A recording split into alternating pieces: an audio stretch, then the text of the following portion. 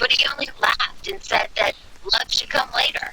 My boyfriend was sure that the relationship must be built on the grounds of sympathy, trust, and emotional warmth. Wow, that made everything even easier for me. In a couple of months, he offered to move in together at his apartment, and I happily agreed.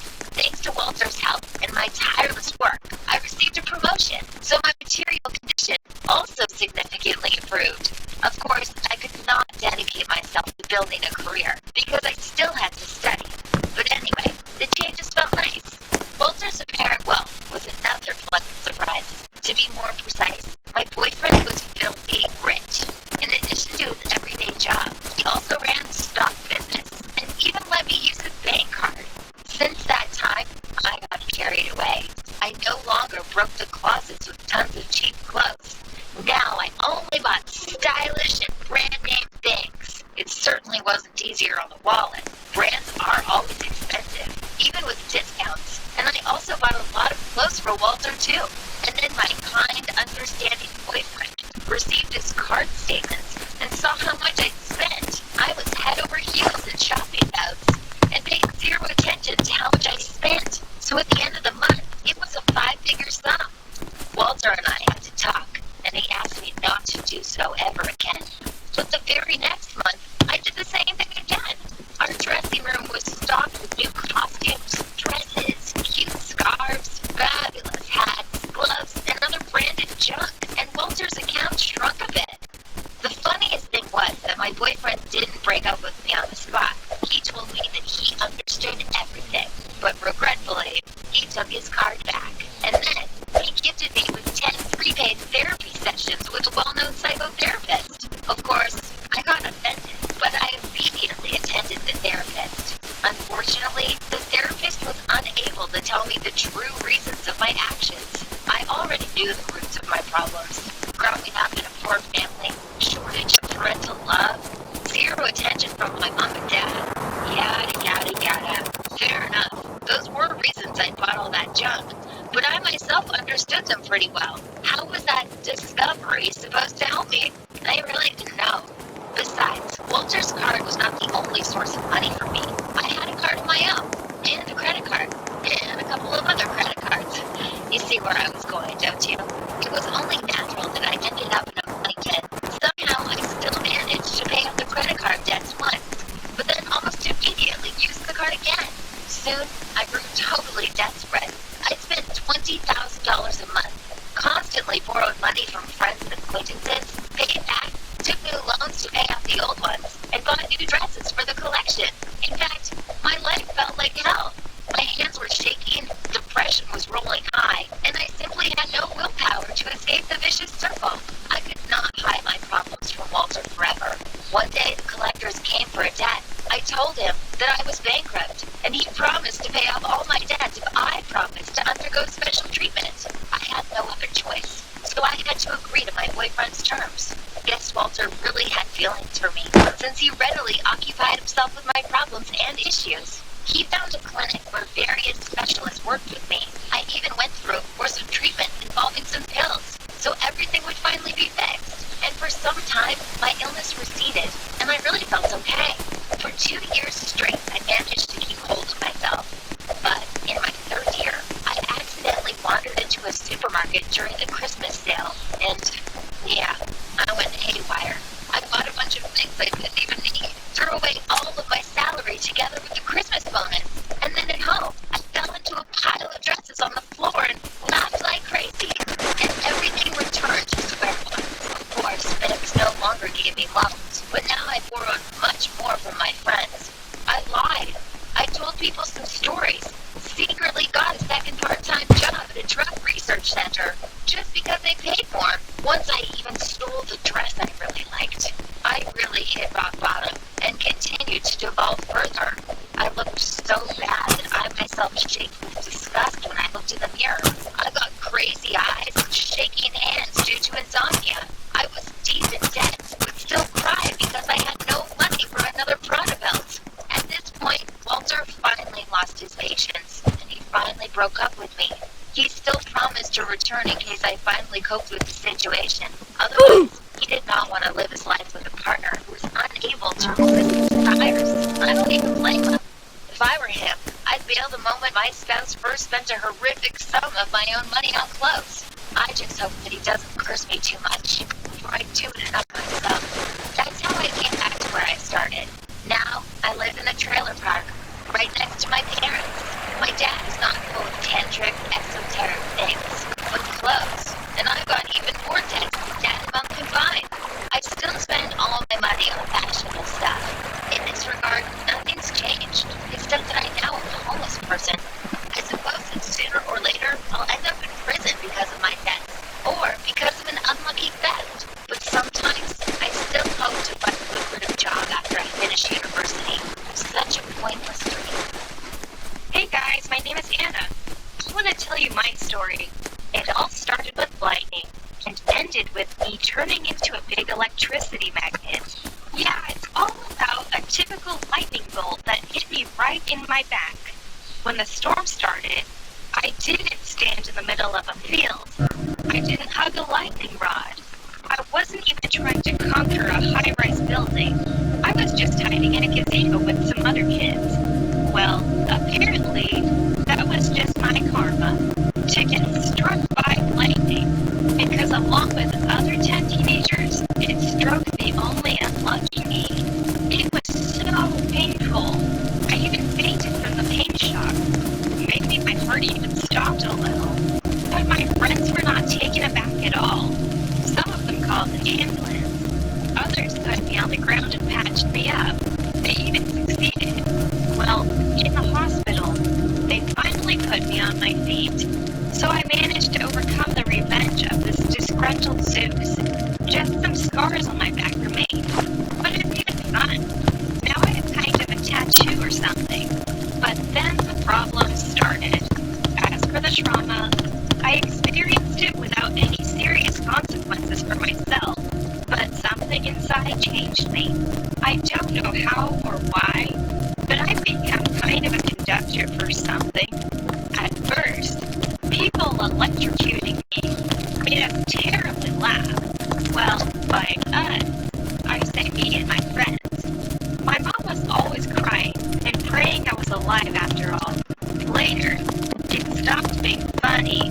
Anyone touching me in person would get a very unpleasant shock. My boyfriend left me first, because he was tired of being constantly electrocuted. Of course, he was not ready to wear rubber boots for the sake of our relationship all the time. Well, some of my friends remained, but they tried not to touch me. And I'm very tactile, you know? I love to touch everything around. But I had to learn to restrain myself not to injure others. The next surprise opened right in the hospital. But doctors didn't tell me about it immediately. The thing is, there were some devices in my room. You know, heart rate checking, an emergency resuscitation machine, and some other electronic things. But on the second day of my stay there was only a tonometer and a manual resuscitator that worked on mechanics. But on the second day of my stay, there was only a tonometer and a manual resuscitator that worked on mechanics. The rest of the equipment was taken away somewhere because it all went out of order at once. Yeah, and it was expensive equipment. Then my friend's phone broke down somehow. It just got burned right in her hands. It was a new iPhone, but no one thought it was me. And other gadgets nearby broke down, burned, went out of order, and so on. Finally, I concluded a pattern. As soon as I got next to some device for more than a couple of hours, it immediately went out of order. Anyway, technically, yeah, the smartphone burned down because of me. To be exact, by my presence in this magnetic field.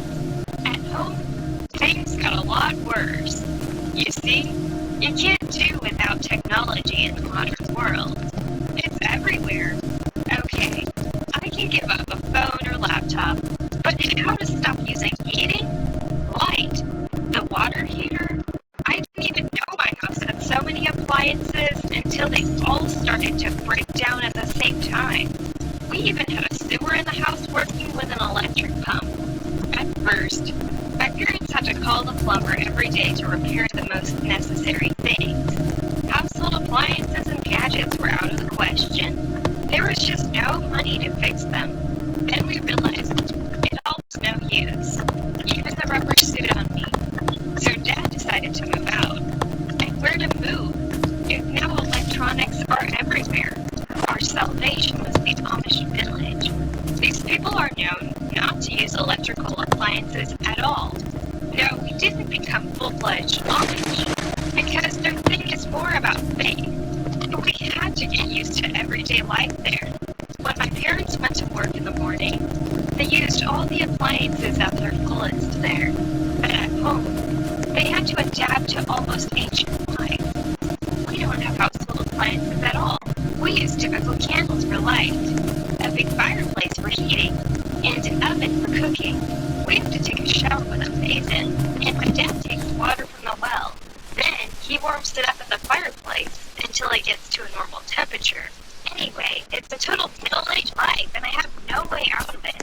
I finished school right there, in the settlement. Of course, my previous school was electrified. As soon as the headmaster found out about my, little problem, I was immediately expelled. But despite the isolation from the rest of the world, the teachers there were good, and I won't need programming knowledge, for example, because I will never have technology. No, my parents are looking for some way to cure me, but so far, everyone is throwing out their hands.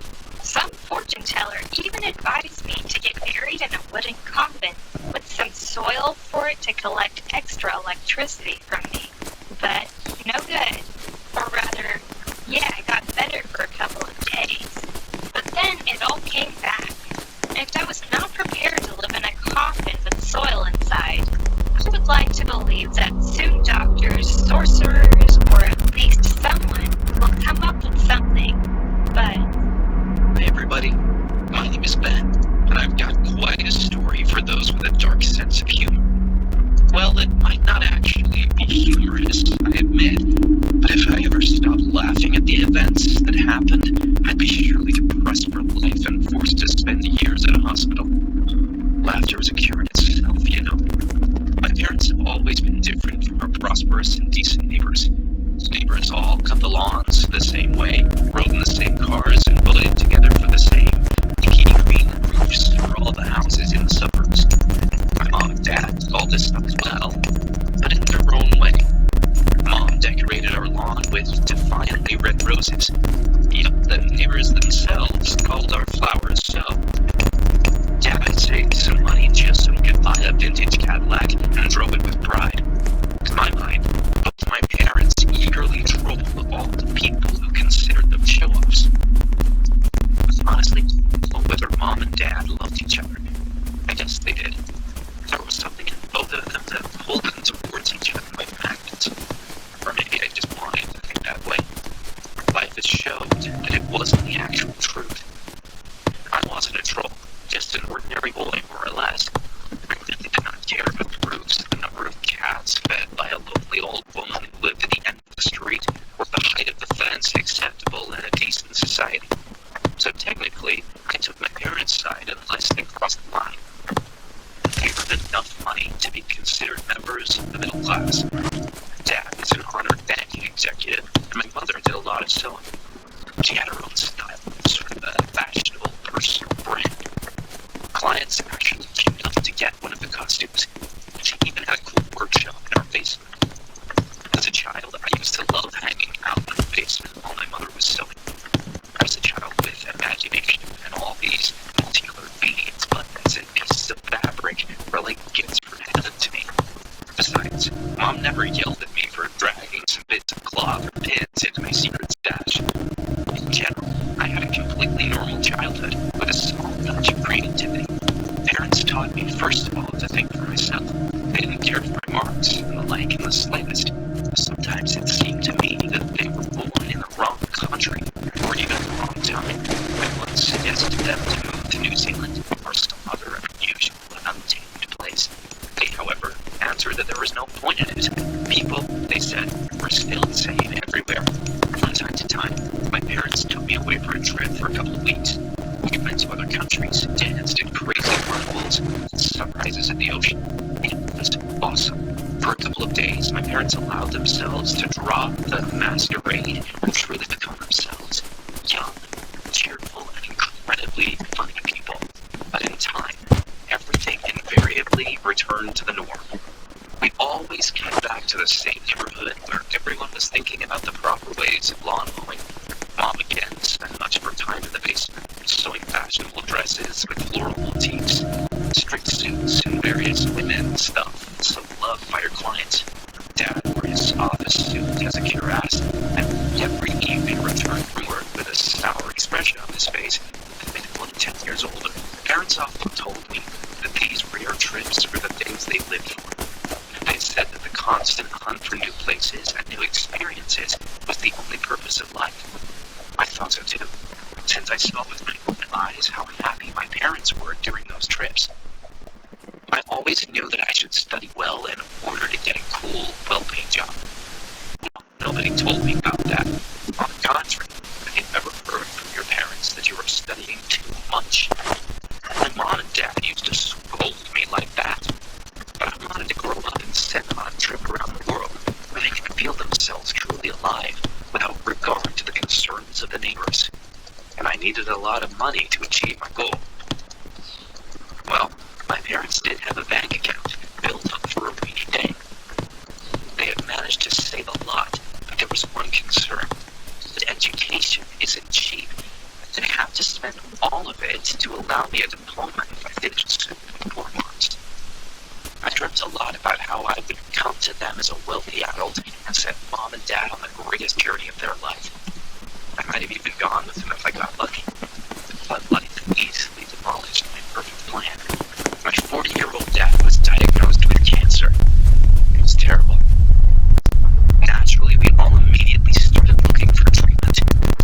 Medics took Dad to the hospital, gave him some poisonous medicine that made his hair fall out and his stomach rebel. But my father was not the kind of person who gives up easily.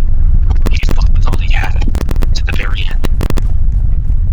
Fortunately, his answer was merciless. The end was almost in sight. And then my dad surprised everyone once again. When it became clear that the disease was getting in their hand, he refused the subsequent treatment and went on vacation. He told us that he wanted to spend his last days in the best possible manner. It all sounded cool and right, so my mom and I supported him.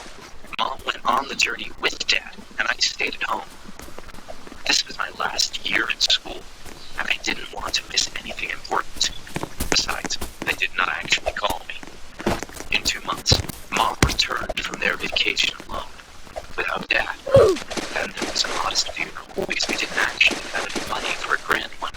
For the trip, my parents reset their bank accounts so that Dad could really spend his last holiday with maximum comfort. Later, Mom told that they lived in a 5-star hotel on the seashore, ate at 5-star restaurants every day, went to parties, danced all night long in foam and champagne, went to the spa, and Dad was always generous with tips. When I heard that, I was very surprised. I knew how to count, and I knew for sure that we simply didn't have enough money for all that stuff. After all, Dad just underwent an expensive treatment course, but Mom dismissed my concerns and said that Dad had settled everything beforehand. But then the collectors came. They showed us a mortgage on the house, and the papers demanding the arrest of all the family's accounts, even my personal one. They also had an inventory of all the valuable things in the house, including a pair of vintage paintings, figurines, and equipment. That was the moment of truth. He made sure that after his death, my mother and I had nothing left. Before the vacation, he took out loans at various banks by mortgaging the property. He even took the widow's payments from his place of work, as eventually he was able to do so, especially since his superiors knew that his illness was incurable. Yes, he wanted for his last vacation. Dad knew all too well he won't be paying off these debts anyway. Why didn't he think about Mom and me? It turns out they didn't love us so much. The amount of debt exceeded $100,000 with interest. At the beginning, it was up to my mom alone to pay off the debts. odd customer during my father's illness. We had still planned to sell the house and move to an apartment in a bad part of town. This deal would have helped us to pay off some part of the debt, and the remaining part would be dealt with over time. Unfortunately, the collectors refused to wait and just took everything from us, including my mom's workshop with equipment. By law, we were given some kind of broom closet with minimal amenities to live in. There were no windows in that closet. Now live here as you like, they say. Naturally, I did not enter any university. The reason was simple. We didn't have any money. In our country, there were no state universities, only private ones. And my marks weren't high enough for a scholarship. A college also was out of the question for the same reason.